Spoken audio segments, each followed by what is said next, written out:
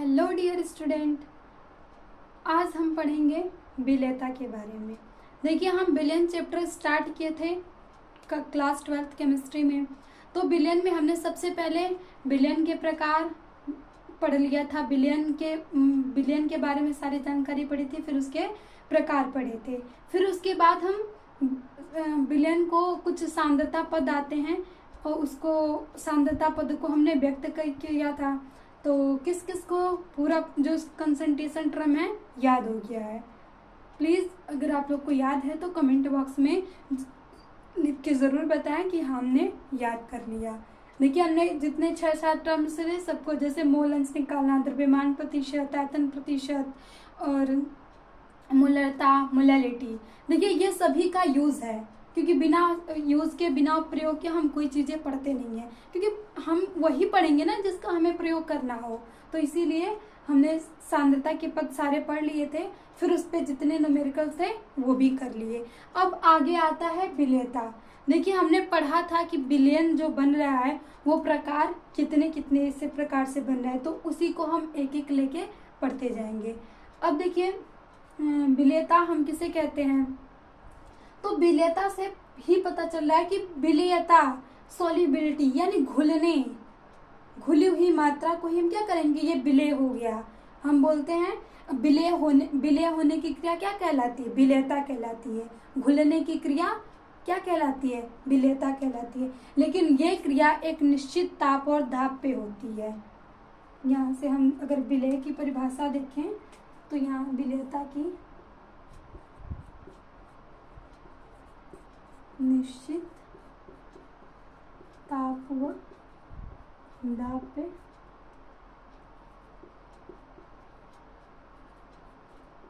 घुलने की क्रिया। बिल्कुल आसान भाषा में हम इसे कह सकते हैं और हमें डिफिनेशन में लिख सकते हैं पूरी आसानी से कि किस निश्चित ताप और दाब पे विलेय का विलायक में घुलने की क्रिया क्या कहलाती है? विलेयता कहलाती है। ये पूरा, लेकिन हम आसानी भाषा में बोल सकते हैं घुलने की क्रिया, विलेय होने की क्रिया क्या कहलाती है? विलेयता कहलाती है। अब देखिए, हम सबसे पहले विलेयता किसमें देखेंगे?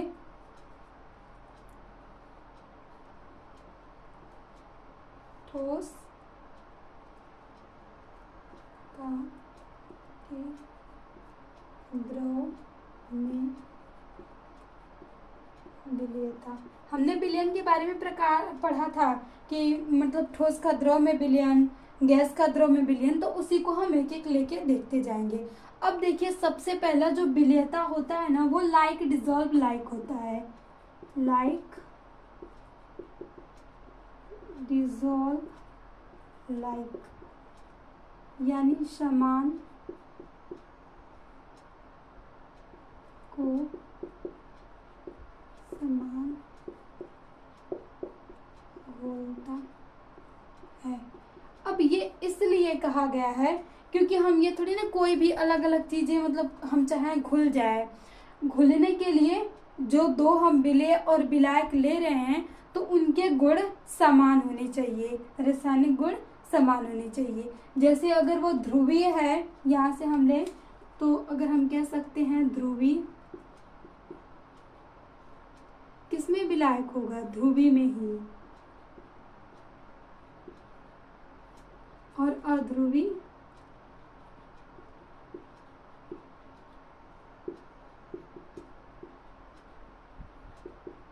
अध्रुवीय में ही विलायक होगा। ये ही होता है लाइक डिजॉल्व लाइक। जैसे हम देखते हैं हाइड्रोकार्बन्स, पेट्रोल भी हाइड्रोकार्बन्स होता है।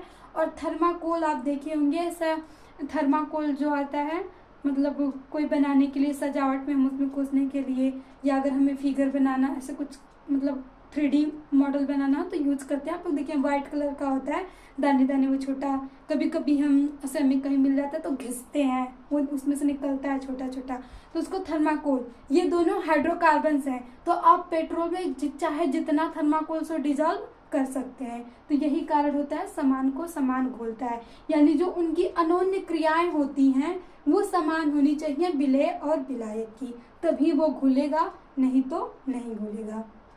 इसलिए जैसे नैप्थलीन आता है तो वो जल में विलय नहीं होता है, उसको विलय हम किस में करते हैं, बेंजीन में करते हैं। तो यही कारण कि नैप्थलीन और ये मतलब ध्रुवी ध्रुवी को विलय करेगा, अध्रुवी अध्रुवी को विलय करेगा। ये हमारा विलेयता के बारे में हो गई। नैप्थलीन को हम जल में नहीं घोल सकते हैं, जैसे ये गया सोडियम क्लोराइड को हम जल में घोल सकते हैं लेकिन बेंजीन में नहीं, वैसे ही हम नैप्थलीन को जल में नहीं घोल सकते हैं, बेंजीन में घोल सकते हैं। और ये इसलिए है कि उसमें हम उसकी क्रियाएं देखते हैं, विलय और विलायक की। तो ध्रुवी ध्रुवी को घोलता है, अध्रुवी अध्रुवी को में घोलता है। तो ये हमारा हो गया लाइक डिसॉल्व लाइक ही। हमेशा याद रखिएगा कि विलेयता में लाइक डिसॉल्व लाइक ही आता है। अब यहाँ से हम देख रहे थे सबसे पहले ठोस की द्रव में विलेयता। अब देखते हैं कि यहाँ पे क्या क्या आता है। अब हमें किसी ठोस को द्रव में घोलना है, तो यहाँ से देखिए ठोस को अगर हमें द्रव में घोलना है तो क्या क्या कारण आएगा, क्या ताप का क्या प्रभाव होगा और दाब का क्या प्रभाव होगा। यहाँ से हम देखते हैं सबसे पहले ताप का प्रभाव। अब देखिए ताप का प्रभाव हम देख रहे हैं कि हमें ठोस को द्रव में घोलना है, और ये क्रिया देखिए आसानी से हो सकती है क्योंकि हम जल लेते हैं और चीनी लेते हैं तो चीनी ठोस के रूप में होती है ना, तो वो घुल जाती है। तो अगर देखिए यहाँ पे ताप का प्रभाव क्या होगा, अब यहाँ से हम दो स्थिति में इसमें दे सकते हैं। एक हम देखेंगे उष्मा शोषी और एक उष्मा छेपी। ये आप लोग पढ़े होंगे एक्सोथर्मिक एंड एंडोथर्मिक। इसे हम बोलते हैं एंडोथर्मिक एंड एक्सोथर्मिक। उष्मा शोषी का मतलब ये उष्मा को अवशोषित करती है और उष्मा छेपी का मतलब ये उष्मा को मुक्त करती है। अब देखिए इसीलिए हमने डिवाइड कर लिया कि कहाँ पे विलेयता का क्या फर्क होगा। हम विलेयता ही देख रहे हैं कि कैसे होनी चाहिए। तो यहाँ पे हम देखते हैं उष्मा शोषी होगी तो विलेयता ताप बढ़ने के साथ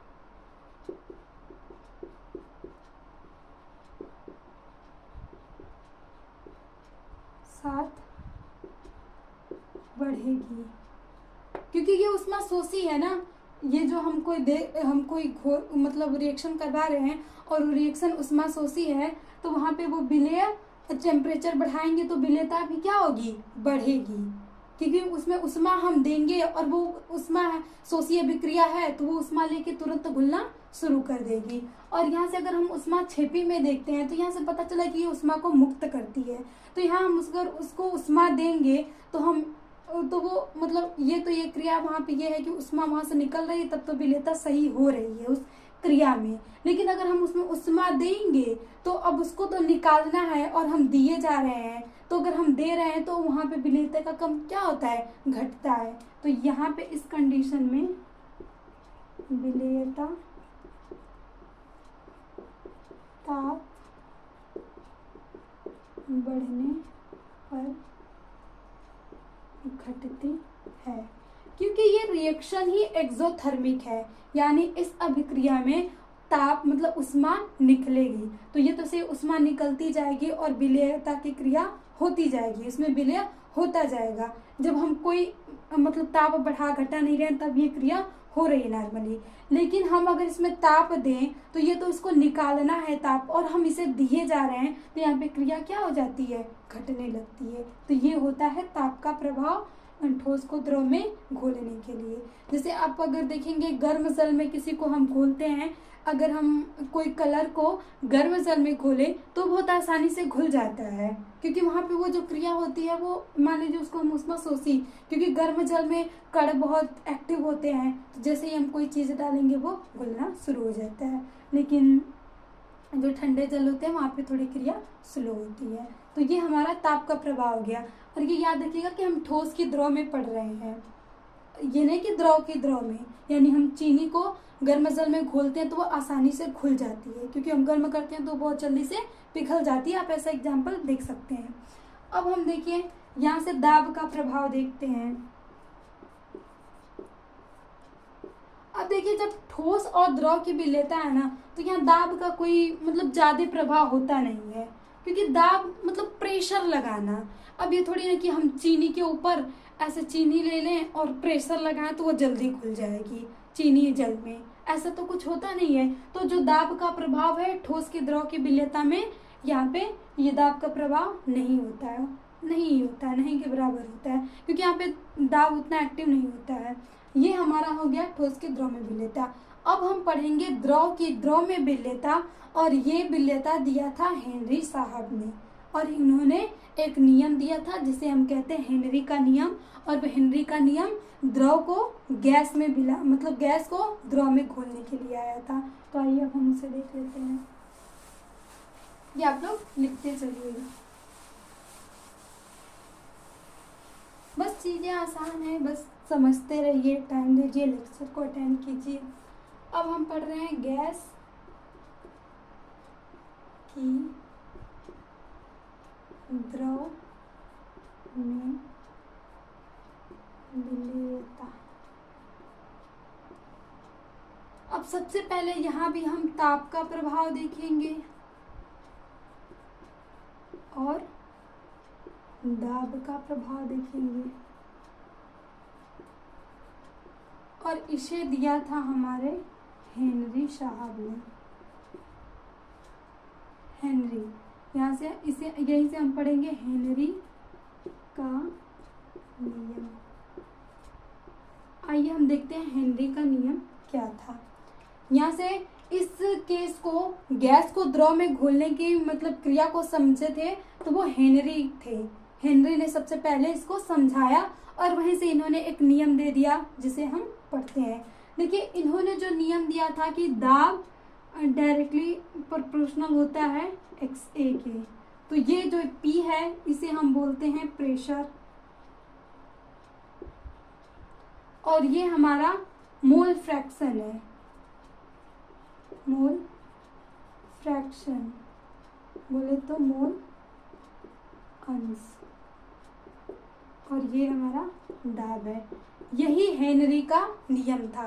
कांस्टेंट को हम हटाते हैं तो यहाँ से एक हेनरी कांस्टेंट लगा देते हैं KHXA। इन्होंने एक नियम दिया। अब देखिए यहाँ से नियम क्या कह रहा है, ये हमारा मोल अंश है कि हम ताप बढ़ाएंगे और दाब बढ़ाएंगे तो जो मोल अंश है यानी घुलने की, वो डायरेक्टली प्रोपोर्शनल है कि हम इसे बढ़ा रहे हैं तो ये भी बढ़ेगा। तो यहाँ पे जो गैस की द्रव में विलेयता होगी वो बढ़ेगी। तो इन्होंने कहा था कि निश्चित ताप और ताप और दाब पे जो मोल अंश होता है वो दाब के डायरेक्टली प्रोपोर्शनल होता है, यानी समानुपाती होता है। यहाँ से हम बोल सकते हैं ना कि निश्चित ताप पे दाब मोल अंश के समानुपाती होता है। यही हमारी परिभाषा होती है और यही हेनरी का नियम है। अगर देखिए हेनरी का नियम हम यहाँ से लिखे हैं तो हम कह सकते हैं निश्चित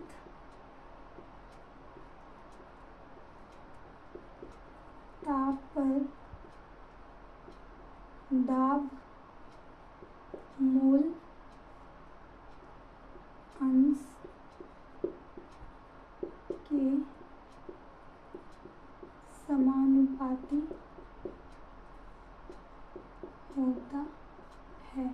यही हमारा हेनरी का नियम है, हेनरी लॉ है, और ये हमारा फार्मूला। देखिए इस फार्मूले को याद रखिए, इसी पे हम आगे सवाल लगाएंगे। ये यहाँ से हेनरी कांस्टेंट है, हेनरी स्थिरांक, और ये हमें हर यौगिकों के लिए मतलब हर लिक्विड जो भी हो सबके लिए हेनरी कांस्टेंट अलग अलग होता है। ये हम आगे मतलब सवाल में दिया रहेगा ये कि मतलब कोई देगा, मतलब कोई भी यौगिक देगा तो वहाँ पे उसका हेनरी कांस्टेंट लिख देता है। ये सबका अलग अलग होता है। और इसमें देखिए, अब देखिए गैस, एक बार हम इसको प्रैक्टिकली समझते हैं। गैस को हमें किस में घोलना है, द्रव में घोलना है। तो हमें गैस को देखिए, गैस की संपीड्यता मतलब और द्रव की संपीड्यता में बहुत ज़्यादा डिफरेंस है। गैस के कण बहुत दूर दूर होते हैं। देखिए ये थोड़ा सा अगर हम जल रख दें और उसमें कोई ऊपर से प्रेशर नहीं लगा रहे तो जल को हम उसमें घोल ही नहीं सकते। और इसका एग्जाम्पल आप लोग कोल्ड ड्रिंक देख सकते हैं। कोल्ड ड्रिंक आती है, कोल्ड ड्रिंक में CO2 घुली होती है लिक्विड में, और इसीलिए उसको इतना प्रेशराइज करके उसके कैप को बंद किया जाता है। देखिए हम अचानक से अगर कैप को खोलते हैं तो वो जो निकलने लगती है कोल्ड ड्रिंक, तो वो CO2 के निकलने की वजह से होती है, क्योंकि CO2 एक गैस है, गैस को हमने लिक्विड में घोला है, इसीलिए प्रेशराइज करके हमें ढक्कन को बंद करना पड़ता है।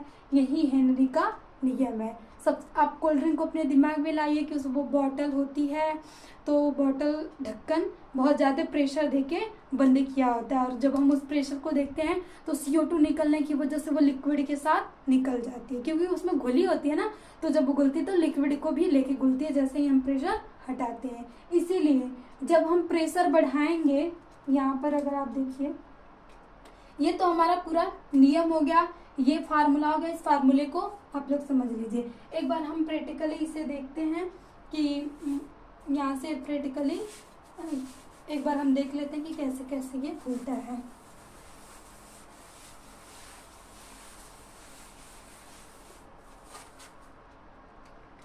यहाँ से हमने लिया 2 बीकर,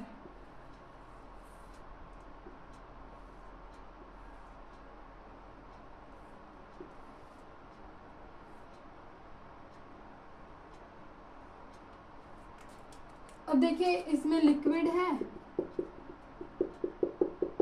कुछ,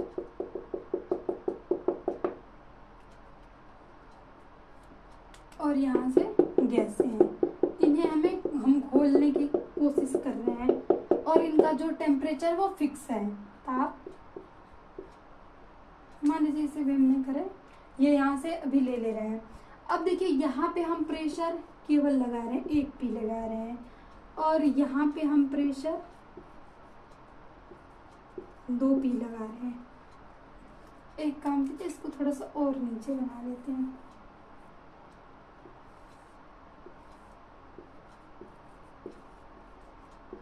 P P P, और इसके जो कण हैं ये आपस में बहुत सारे घुल चुके हैं। अब देखिए यहाँ पे एक तरीके से समझते हैं। ये मान लीजिए जो रेड हमने किया ये गैस है, और ये जो ब्लैक वाला है वो द्रव है। तो अब देखिए यहाँ पे हम देख रहे हैं बस थोड़ा सा प्रेशर लगाए हैं, यहाँ पे हमने थोड़ा सा प्रेशर लगाया है, तो ये अच्छी तरह से नहीं घुले हैं। देखिए थोड़ा गैस ऊपर है और जो द्रव है वो नीचे है, नहीं घुले हैं। लेकिन जैसे ही हम यहाँ पे कई ठो प्रेशर, मान लीजिए कई वजन दे के प्रेशर रख देते हैं, तो देखिए जो कण मतलब गैस के और जो द्रव के कण हैं वो आपस में घुलना स्टार्ट हो गए। तो हम कह सकते हैं कि जो प्रेशर बढ़ेगा तो विलेयता भी बढ़ेगी। दाब के बढ़ने से विलेयता बढ़ेगी। ये होता है दाब का प्रभाव हमारे में। अब देखिए यहाँ अगर हम ताप का प्रभाव पढ़ें,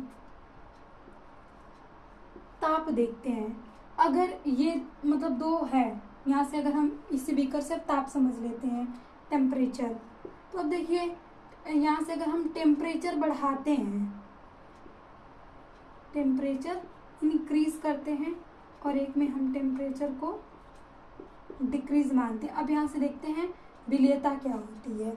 अब ये गैस है और द्रव को हमने लिया है, मान लीजिए प्रेशर तो हमने लगाया है, तो जब हम गर्म करते हैं तो कण बहुत ज़्यादा मतलब एक्टिव हो जाते हैं, एनर्जी मिल जाती है। तो एक तो गैस वैसा ही वो रहती है अलग होना, तो जब हम यहाँ से ताप देंगे तो गैस थोड़ी अलग होती, वो ऊपर चली जाएंगी, एनर्जी मिलते हैं इसके कण चले जाएंगे, तो यहाँ पे विलेयता क्या होगी, घट जाएगी। लेकिन जैसे ही हम जो टेम्परेचर कम करते हैं तो उस टेम्परेचर कम रहेगा तो उसके कण में एनर्जी कम होगी, तो वो ज़्यादा मूव नहीं करेंगे इधर उधर, तो वो विलेय होते जाएंगे।